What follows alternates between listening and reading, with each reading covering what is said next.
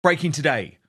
King Charles's meeting with Prince Harry wasn't as it seemed, with the duplicitous Duke given the cold shoulder during a very short meeting with no special treatment. The optics of this whole thing are brutal. Prince Harry, once the cheeky people's prince, now reduced to sneaking into Clarence's house through the public entrance. Think about that. Sophie, Duchess of Edinburgh, waltzes in like family just 20 minutes earlier through the royal gate. Harry? Nope. He gets directed through the visitor's entrance like some mid-level diplomat. Where he was even forced to drive through the public entrance rather than being given the special passage that Sophie, the Duchess of Edinburgh, was allowed to use just 20 minutes before his arrival. And if you look at this picture from Meghan's mole, which juxtaposes Prince Harry's face arriving at Clarence's house to that of him leaving, certainly it is clear that he wasn't happy with the outcome. So we're learning quite a lot about actually what went down in that meeting. Lady Colin Campbell reporting here on Outspoken that Prince Harry was in the room for less than half an hour. Even Woke ITV, major allies of Prince Harry, say the meeting only went on for 45 minutes. Then, when you look at exactly what went down and Charles's schedule, let's take this from The Sun, for example, which reports on the private tea reunion. The schedule was absolutely fascinating and did not suggest that Charles wanted to spend any real quality time with Harry, because look at this. He attended the Privy Council meeting from 3:45 to 4:15, then an investiture with 95-year-old Holocaust survivor Manfred Goldberg from 4:15 to 5 p.m. Harry arrived through the Clarence House gates at 5:21 p.m. Charles then began a meeting with an Australian dignitary at 6:10 p.m. and Harry was seen driven away at 6:14 p.m. Yesterday, Sophie, the Duchess of Edinburgh, was seen leaving Clarence's house just 20 minutes before Harry arrived. Tellingly, Harry and his driver, Barack Obama's former bodyguard, Christopher Sanchez, were made to use the visitor's entrance, and they were not driven in through the gate on the Mall, which was used earlier by the King and Sophie and is for members of the royal family. Ouch. That's got to hurt. Rafe Hadelman-Koo. The optics of this, I think, from King Charles have maybe been more clever than I initially believed. What I will say, and I'm going to be very honest about this, I still believe the monarch has made a huge mistake. I think Harry is using this meeting for commercial gain.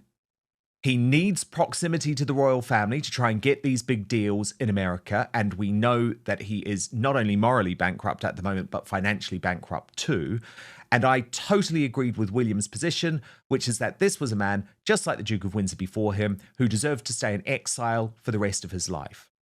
However, Rafe, this was not the choreography of a meeting of a loving father wanting to spend quality time with his darling son.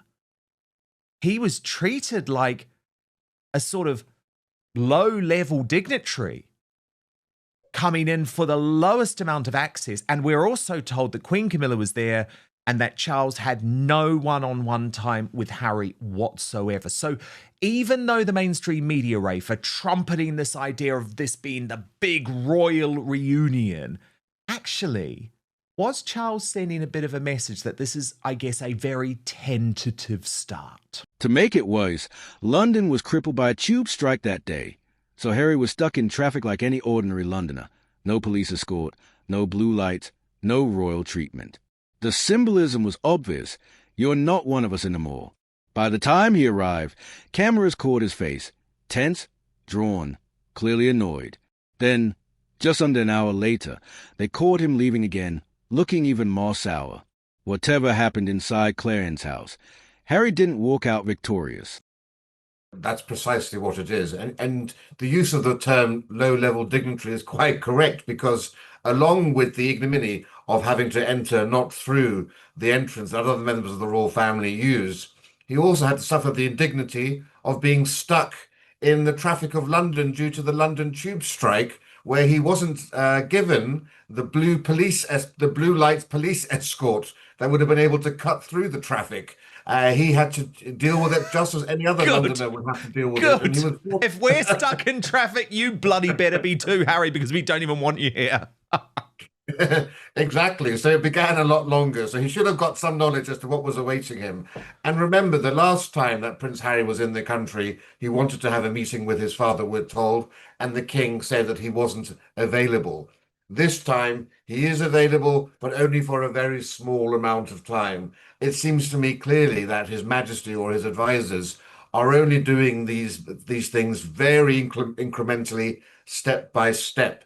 And I'm sure that that meeting that was held between Prince Harry's chief aides and the King's chief aides very publicly on the balcony of the Royal Overseas League Club looking over St James's Park included some requirements from the Duke of Sussex that he wouldn't talk about any conversation that he had with his father. I suppose they're waiting to see whether he still holds true to that. Yes, Because this is a test. by past performance, he certainly has been very free in speaking when it comes to revealing conversations, and the level of trust has been completely eradicated. So you can completely understand why the king will be reticent to speak anything other than the briefest of niceties to his estranged son. This is a test, absolutely. There was no trust in that meeting, from what I'm told. Absolutely. Charles's warning, you keep this between us and let's see if you can really do that, because we know Harry's going to immediately get on the phone to Meghan Markle. And so even if Harry stays quiet, will she? Now, look, I want to show you some reporting from Tom Sykes. He's the European editor-at-large for the Daily Beast, but also runs the Royalist blog on Substack. And this was from there. And his contention, Rafe, is that the reason Charles actually ended up going through with this meeting is because he is desperate for a reunion with Archie and Lily, the two children, his two grandchildren, who, of course, he hasn't seen in years. Watch this. Is where does it go from here? Like, it's definitely not going to end with Harry getting his patronages back, getting a palace back, becoming a member of the working royal family again. Like, we all know that that is not going to happen. But it's also a completely pointless meeting if it doesn't wind up with Charles meeting his grandchildren. And that has to be the end game here, I would suggest. If we can't get to a stage where a man can see his grandchildren in the last years of his life, I think that's just a really tragic kind of indictment on all of them. This person says, I don't begrudge Charles for seeing his son, but I hope he isn't bringing him back. I think that probably sums up what most people think about Charles. I think that most people think, yeah, we don't begrudge Charles seeing his son. Of course we don't. Of course we don't. But how people feel about Harry, I think, is a different matter. But Rafe, isn't there a major problem with this? That Harry has made it clear, and he did so in the BBC interview too, that he has no intention of Meghan, Archie or Lily coming back to the country until he receives the full security detail, which the government will not give him for very good reason. And Charles will not get involved and overrule his government, which would plunge us into a constitutional crisis. So we're still at loggerheads. And I would hate to think that that's also the thinking of Prince Harry, that he thinks perhaps he could use his children as some sort of bargaining chip. But he is. To get something with. I would hope to think that that's doing, Rafe. Yes, well, but he just is. And he's dangling those children, Rafe. And I think it's sick given the king's health. Sorry to interrupt, but I think that is exactly what he is doing. Ultimately, Charles's choices may not matter much. Succession is coming, and William's position is firm. Harry stays out. The trust is gone, the betrayal too deep. William has no desire to see his brother return to the inner circle, and when he becomes king, that stance will harden into reality. That's why Harry's little performances feel so desperate.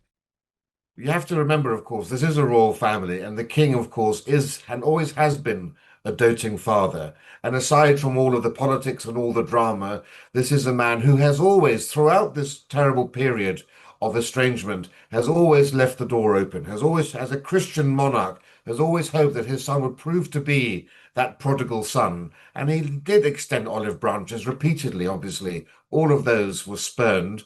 And now, of course, the king is not in great health still undergoing weekly cancer treatment, never seen one of his grandchildren. So, yes, you would hope that there would be some sort of compromise where Prince Harry would, bring them over out of nothing more than just decency and love for his father to enable that to happen. And we can just hope that it happens sooner rather than later.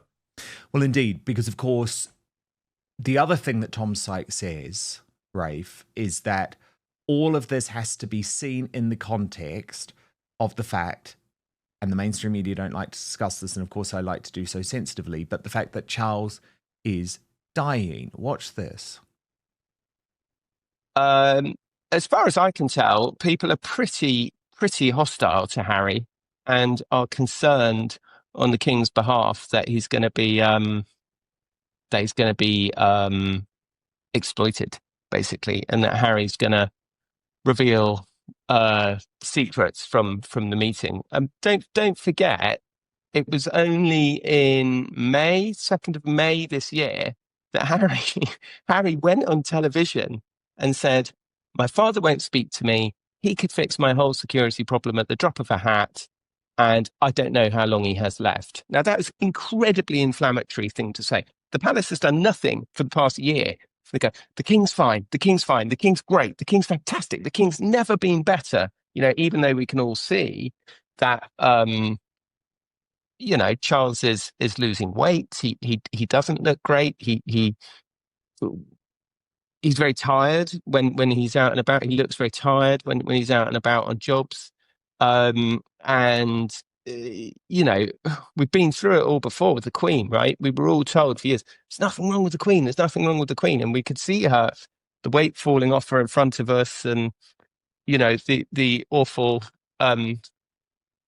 things happening. And so I think that what I'm trying to say is that really, I think that you have to see this in the context of just understanding that these probably are the last years of Charles's life. And he's gone further on with that on his Substack, Rafe, writing, "The Harry-Charles reconciliation makes a lot of sense if you understand King Charles is dying. Prince Harry's long overdue meeting with his father yesterday is best understood as a subplot to the grander narrative of impending succession." But again, this just makes me feel repulsed by Harry. Repulsed. This is your father. He is the King of England. He's agreed to see you. All he wants is to see and have a relationship with his grandchildren before he dies. And you're making that difficult for him. I mean, the fact, Rafe, that he thinks that this is ever going to endear him again to the British public. And I know we've had this big performance this week from Harry, which has just made me cringe. I think it's been awful, actually. He's like a man baby. But it's like, what we will never forget, Rafe, is that you made the Queen's life miserable in her final years, Prince Philip's life miserable in his final years. Now you are doing the same to your goddamn father. It's unforgivable. Well, I was just going to say it's unforgivable, but precisely that. It's unforgivable and it's unnecessary. And I'll tell you why it's so unforgivable, particularly because the royal family make private visits all the time around the world that we aren't aware of. Yes. Her late Majesty the Queen loves horses. She was going to Kentucky all the time to go and see horse breeders out there. We were never aware of that. His Majesty has just been in Scotland. My God. Harry, with his family, could get on a private jet. They could go to Canada even to do a change of plane or whatever, but they could fly to Scotland. Nobody would see them take off. Nobody would see them land. They would get into their vehicles with, shielded windows and go straight to Balmoral or Birkhall, and they could be home, and nobody would even have been aware that they had been in the country. There is no excuse for not taking your children to see their sickly grandfather. Deep down, he knows the drawbridge won't come back down. He is an exile, just like the Duke of Windsor before him. And unlike Meghan, who's building her lifestyle brand and cozying up to Hollywood, Harry has nothing to fall back on. No role, no career path, no identity beyond the title is slowly burning through. This meeting wasn't about reconciliation.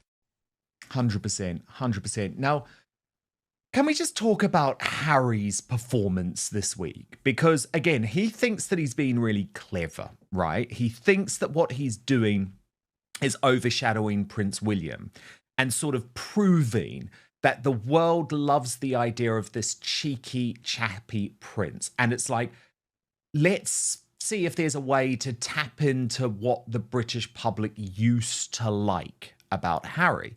Personally, and remember, I'm pretty much the same age as William, so not that far off from Harry. Personally, I'm like looking at him thinking, you're acting like you're 21. You've got to grow up. This is mortifying. And he went to the Swell Child Awards, Rafe, and he made a joke in front of a very unwell young man called Declan Bitmead, who'd actually won this Inspirational Young Person Award, about his family. And I thought it was so awful. Harry asked him, because this young man told him that he had a brother, and Harry asked him, does he drive you mad? And Declan replied, no, we get on fine. Harry replied, you know what, siblings. Then when told his brother went to the same school, Harry said, you're at the same school. That sometimes makes it more challenging. Now, this poor young guy, Declan, clearly found the whole thing uncomfortable. We know what Harry was trying to do, make headlines, given his feud with William. And I found it very uncomfortable. And then there's a couple of little pieces of footage too, which again, I think just show how immature Harry is. Watch this. It was a calculated, stage-managed exchange, carefully timed, tightly controlled, with no room for emotional outpourings or heartfelt truths. Charles gave Harry just enough rope to prove whether he can be trusted. But the real power lies with William and Catherine, and their patience for Harry has long expired. For the public, the verdict is clear. Charles may love his son, but Harry is unforgivable.